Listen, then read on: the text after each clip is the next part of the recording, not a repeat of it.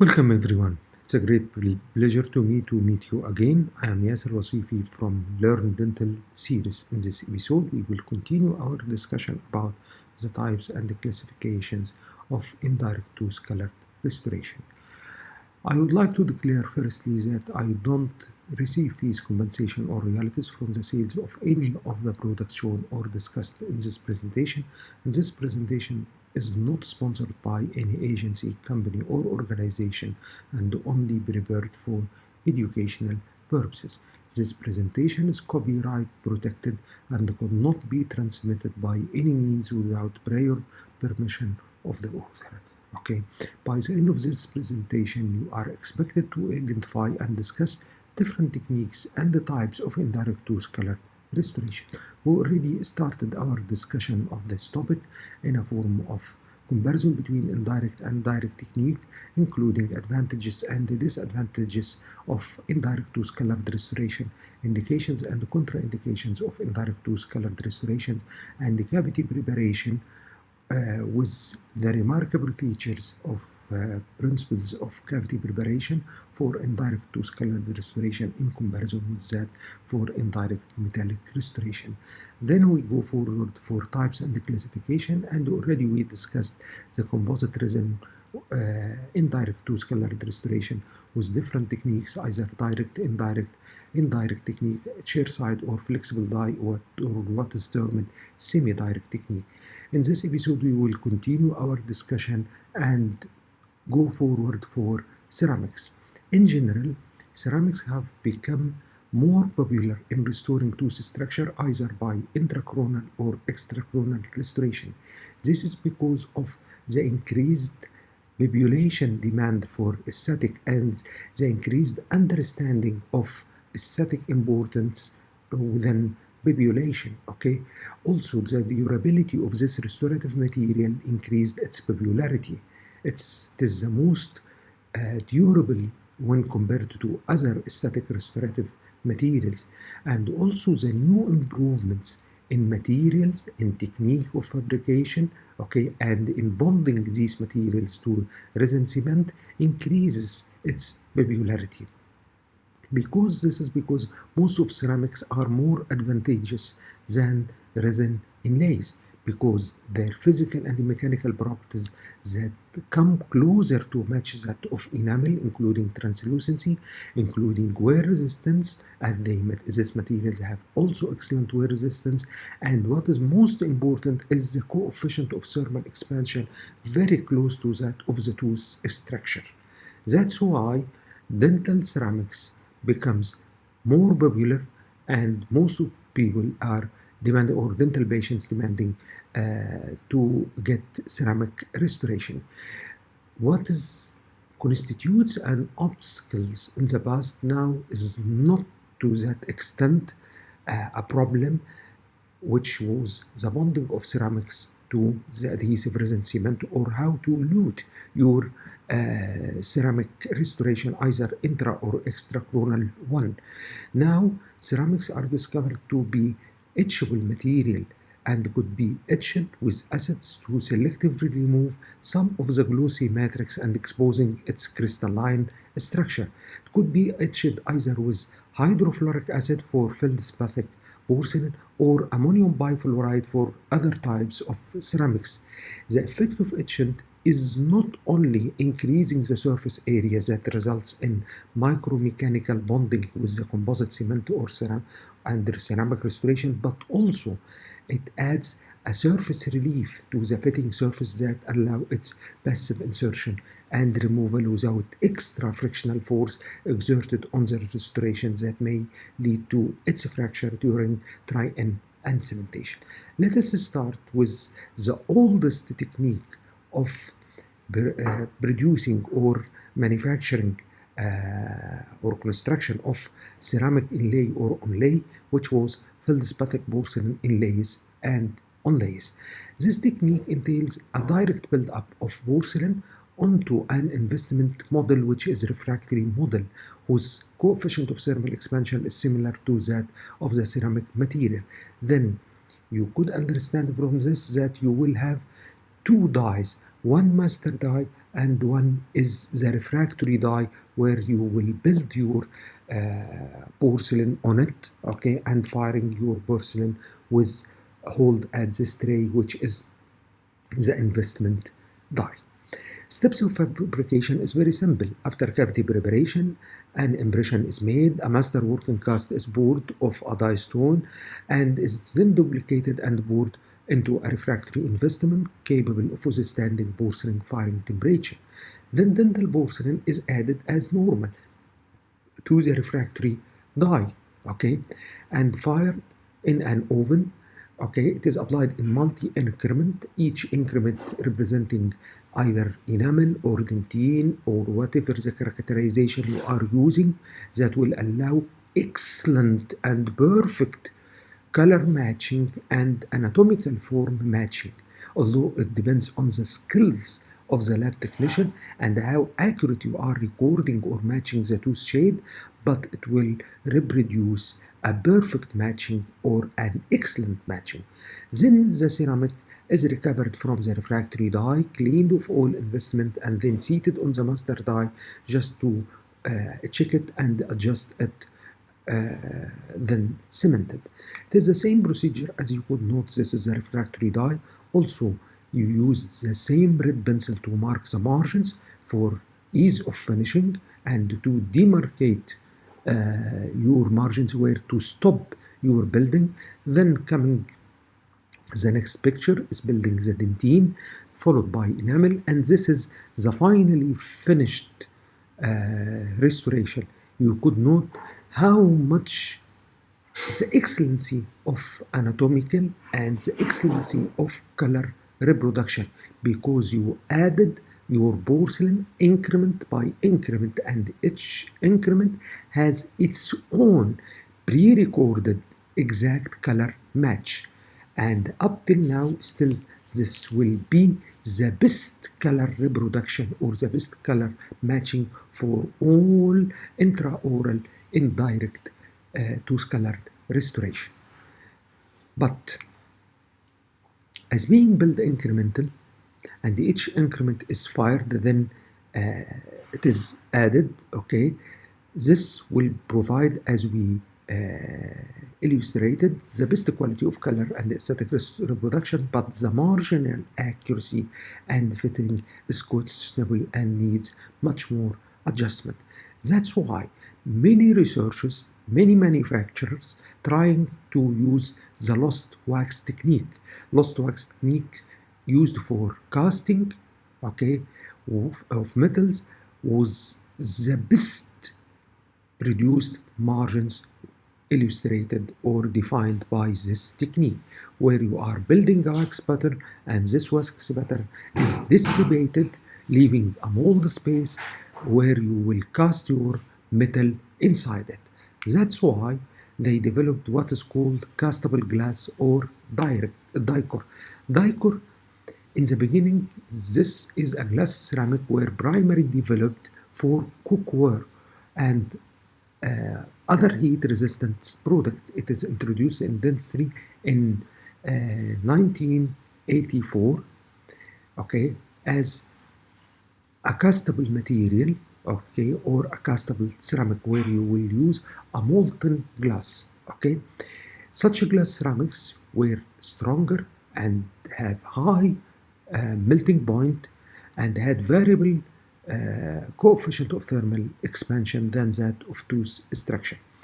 The problem here, you should think about it, is the shading, because most of shades, the difference in shading between each ceramic powder and the other is the percentage of oxides and type of oxides that melt with your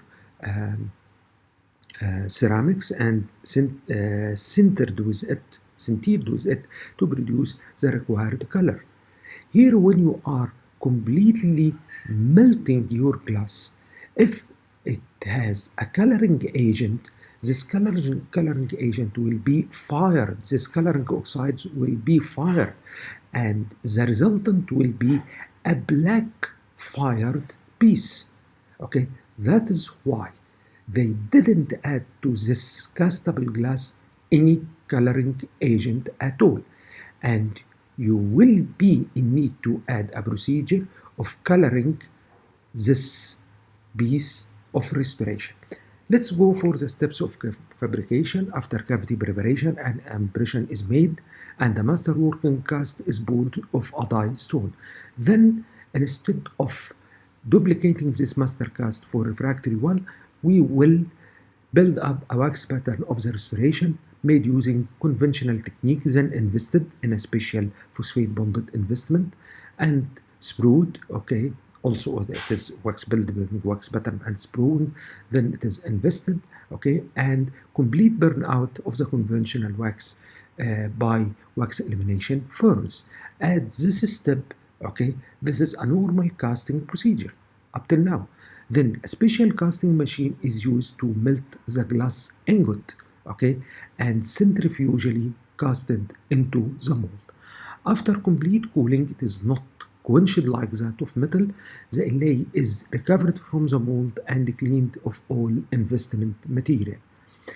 The fragile transparent glass casting is then heat treated, or what is called ceram, after casting at least 1070 degrees centigrade for 6 hours, turning the casting into a whitish opaque semi-crystalline material.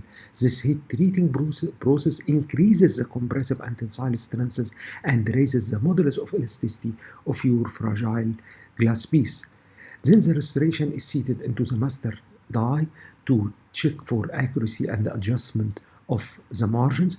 After all fit and contour adjustment have been made, a feldspathic shading porcelain, this is the added step, okay, a feldspathic shading porcelain, which are low fusing porcelain, okay, are applied and fired onto the exterior surface for better matching. This is the wax pattern and sprued, okay. Then this is the glass bead after ceramic. It looks like chalky white, and this is after color matching using low fusing feldspathic shading porcelain, okay. And this is the final restoration. Another case showing the wax pattern, sprueing of the wax pattern. This is the final result of your cerammed glass DICOR, and this is the adjustment, and you could note the importance of red pencil marking of the margins, and this is after adding the low fusing feldspathic shading porcelain, okay. In general, the advantages of this technique is its compatibility with the lost wax casting procedure that provides excellent marginal fit, and the relative high strength due to the ceramic cycle, which takes about 6 hours at least, and the surface hardness and occlusal wear are similar to that of enamel. But the using of low fusing feldspathic shading porcelain applied onto the surface of your material is a major disadvantage, okay. Although it could reproduce an excellent color matching, but it could be removed, this layer could be removed during try-in or during removal of premature contacts, occlusal contacts that marring the aesthetics, okay. Also, while these DICOR inlays are stronger than porcelain inlays, okay, made on refractory die, but it is still fragile until cemented. That's why it is a technique sensitive restoration, especially in handling. You should handle it with care, otherwise you will repeat all the procedures starting from wax pattern build up, okay. The incidence of post-cementation fracture of this type of inlay is lower than that for ceramic inlays made on refractory die, but is still higher than that other systems, okay. In a trial to solve the problem of its transparent color nature, okay, and trying to minimize the use of feldspathic low fusing shading porcelain, okay, and also use the same advantages of lost wax casting technique, hot pressed ceramics are developed. It is considered as a development or advancement or improvement of the castable ceramics in which glass ceramics is pressed into as a mold by pneumatic pressure system. It is just molded, not completely molten. That's why you could add a coloring agents or a coloring oxides, okay, that will not burn it out, leaving you black spots or darkened or black intraoral piece or extraoral piece. This is the idea. It looks like you are just tempering it, okay, to be a moldable mass like a clay, which at this time having sufficient flow to go for the mold. That's why you are in need to use pressure system to reinforce this. This is a compromise between complete melting of your glass ingot that will result in maximum flow, maximum wetting, proper marginal adaptation, because it is fabricated by lost wax technique, but at the same time you couldn't add oxidizing coloring agents that will be burned out, leaving black spots or black restoration. Okay, this compromise that you will use pre-ceramic ingots, okay, which have different colors, different shades, that is just heated to be suitably molded, okay, like a clay, to be inserted into a mold of lost wax technique. But at this time, it will not have sufficient flow. That's why you are in need to use a pressure, okay. From this idea comes the name of the technique, hot pressed ceramics. It's hot to be molded, okay, but not molten. That's why you are in need for pressure to press it inside the mold, okay. Although that, still surface staining is recommended for both systems, but pressed ceramic is fabricated from colored ingot and needs minimal color adjustment, okay, not like that of glass, castable glass direct. Steps of fabrication, it is to somehow similar to that of castable ceramics. After tooth preparation and impression taking, a working cast is poured and wax pattern is fabricated using the conventional technique and is sprued, invested, and burned out. Then a shaded ingot and aluminum oxide plunger, okay, or plugger, are placed into a special furnace at approximately 1100 degrees centigrade. The ceramic ingot becomes plastic but not molten, okay, and is slowly pressed with this plunger into the mold by an automated mechanism. The restoration is then recovered and is seated on the master die and working cast for final adjustment and finishing. To accurately reproduce the tooth shade, a heavily pigmented surface stain is typically applied, okay, and your ceramic ingots are relatively translucent and available in variability of shades that limit the staining procedure, okay, and this is the best advantage of this technique when compared to that of DICOR glass ceramic, okay. This is a case with wax pattern, okay. This is the sprued wax pattern, wax pattern in investment ring, and this is the invested ring. Then coming that is the investment block after wax dissipation, showing the ingot and the plunger, okay. Then the ingot is placed in this hole and over it the plunger is used, okay, and is introduced into a special furnace under pneumatic pressure just to press the plunger, okay, to force your molded ingot or softened ingot into the mold space, and then it is cut to clarify the piece which contains your restoration. Then it is sandblasted to remove all the debris of investment, then cutting the sprue, okay, and finishing it, okay, and adding surface characterization or stains of flow fusing feldspathic porcelain if needed, okay. This is another case showing much more clear photographs of wax pattern with fine details, okay, sprued, and this is the pneumatic furnace, and those are the ceramic ingots with different shades and different size. Let us review this clip, okay. Actually, it is not a case of intraoral restoration, it's a case of extraoral one using hot pressed ceramic, but actually it is the same procedure for all and the same material, which have various applications and various indications. Okay, now already wax pattern is finished, and now our clinician is spruing it.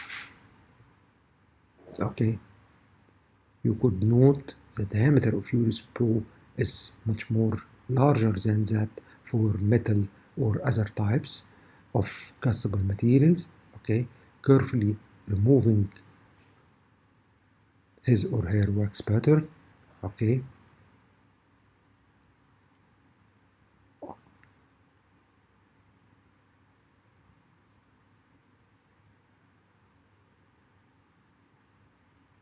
should be carefully removed. You could note the adaptation of your wax pattern. Okay, but it should be removed with special care. Then he cut the excess of length of the sprue, because your sprue length should allow at least sufficient bulk of your investment beyond the margins. Okay, also he's weighing the relative weight of your wax pattern that may help him to determine the size of ingots he needs. Then he is holding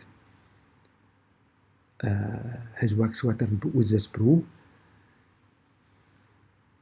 to the space former for your plunger. Okay,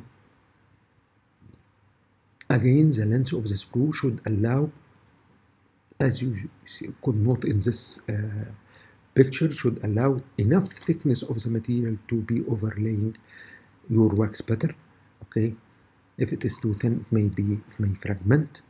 Okay, if it is too thick, it may allow for back pressure porosity and incomplete casting or introducing the ceramic into the mold. Okay, investment. He's trying to make sure that there is no air bubbles inside the fitting surface, otherwise it will take too much finishing and may not fit properly or may not seated properly into your preparation.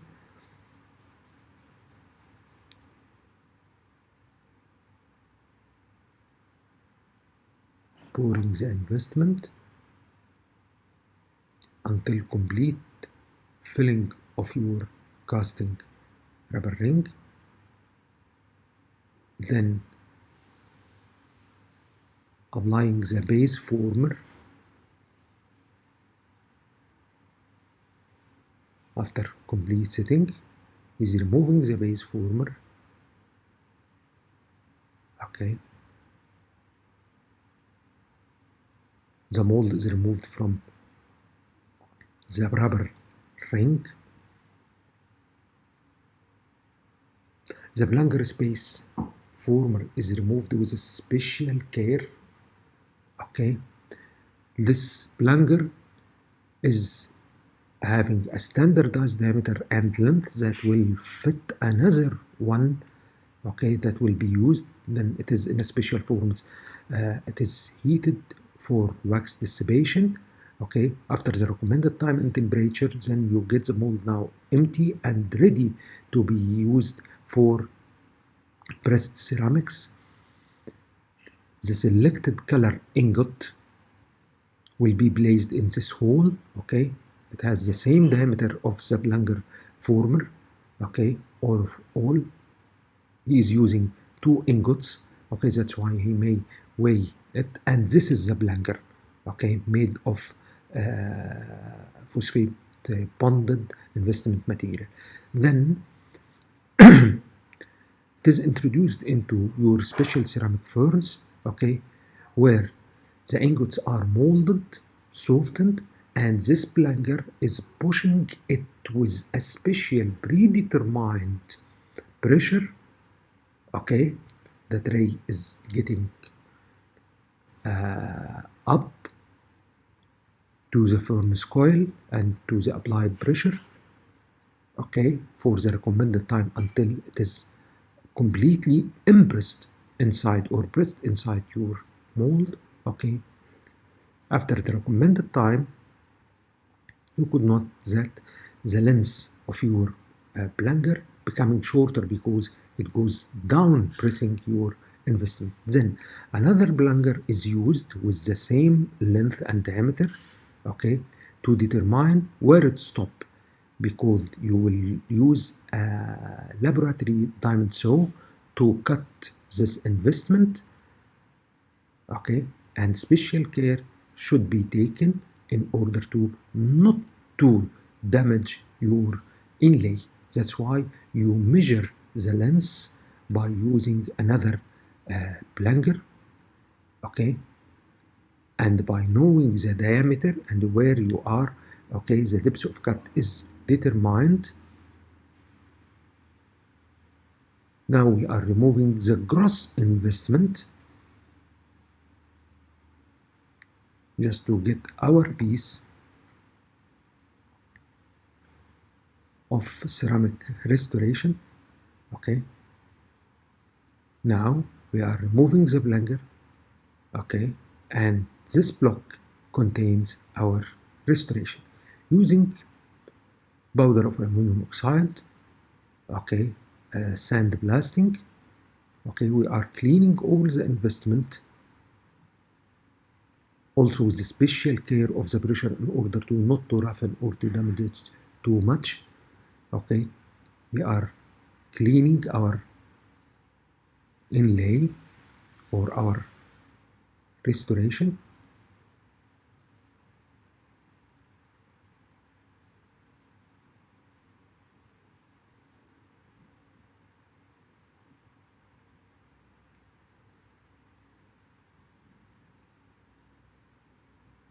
Finally, it starts to appear.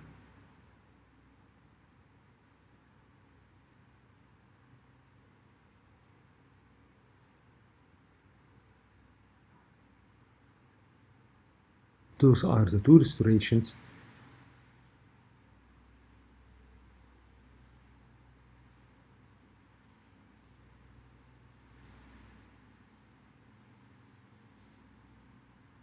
Then, with special diamond cutters, okay, excess material is removed, but it should be under extreme water cooling because of the heat generation is too much high that may crack your restoration. That's why you should use this cutter under extreme copious water coolant. This is a pressure indicating paste is painted over your die to detect any overpressure, okay, that should be relieved to allow passive insertion and removal of your restoration, okay. Just press it, okay, remove it and examine the fitting surface of your restoration. It is typically the same that could be done for intracoronal inlay or onlay, and just a little bit adjustment, okay. This will allow for passive insertion without overpressure, and at the same time this space will be occupied by you are creating a uniform space to be occupied by the adhesive resin cement, okay.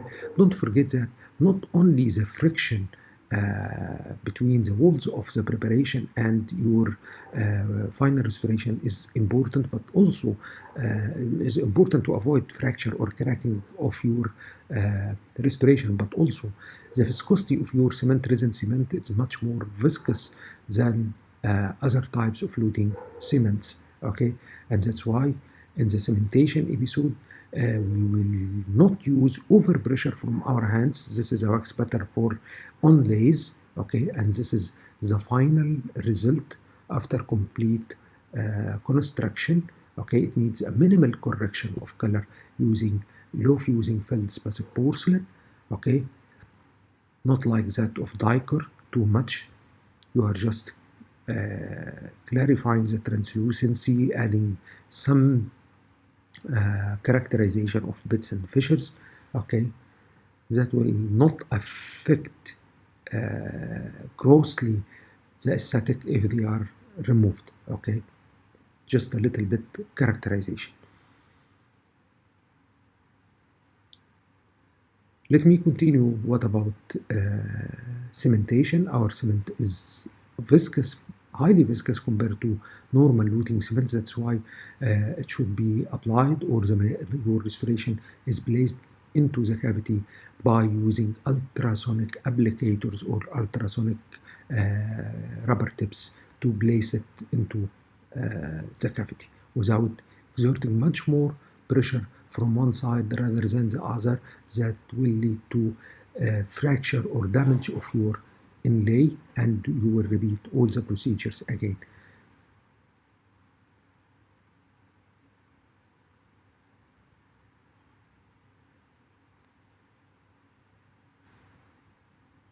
Just a little bit, not too much characterization is needed, or color matching is needed, and those are the finished restorations.